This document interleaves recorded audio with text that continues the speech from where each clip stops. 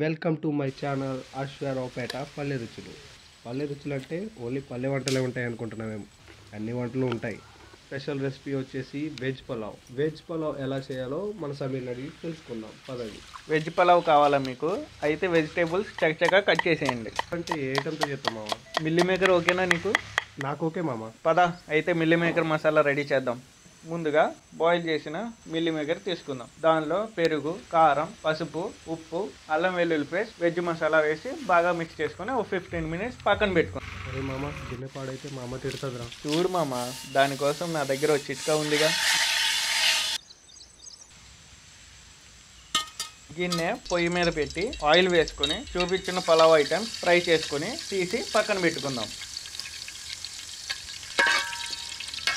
అదే గిన్నెలో ఉల్లిపాయలు, మిర్చి వేసుకొని బాగా వేయించేద్దాం. ఇవి వేగిన తర్వాత దానిలోకి టమాటాలు, క్యాప్సికమ్ యాడ్ చేద్దాం. అవన్నీ బాగా మగ్గిన తర్వాత అల్లం వెల్లుల్లి పేస్ట్, పసుపు, కారం, ఉప్పు వేసి బాగా మిక్స్ చేసుకుందాం. మిల్లీ మేకర్ మసాలా, దాంతోపాటు నానబెట్టుకున్న పచ్చి బఠానీ వేసి బాగా మిక్స్ చేసుకుందాం.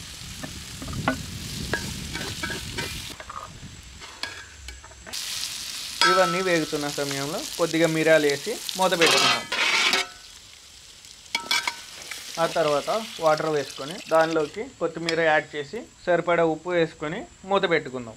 అవి బాగా మరిగిన తర్వాత మనం నానబెట్టుకున్న బియ్యం దానిలో వేసి బాగా కలుపుకుందాం. అలా ఉడుకుతున్న బియ్యాన్ని ఒకటికి రెండు సార్లు కలుపుకుంటూ ఉండాలి.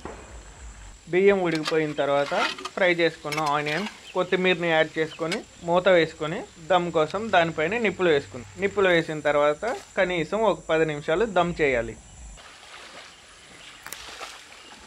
ఎంతో సింపుల్ అయిన వెజ్ పలావ్ మా కుమార్ గాడి కోసం రెడీ. పదండి వెళ్ళి టేస్ట్ చూద్దాం. టేస్ట్ అయితే బాగా వచ్చింది ఫ్రెండ్స్.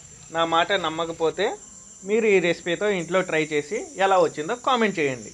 మరిన్ని వీడియోస్ కోసం మా ఛానల్ని లైక్ చేసి, షేర్ చేసి, సబ్స్క్రైబ్ చేసుకోండి.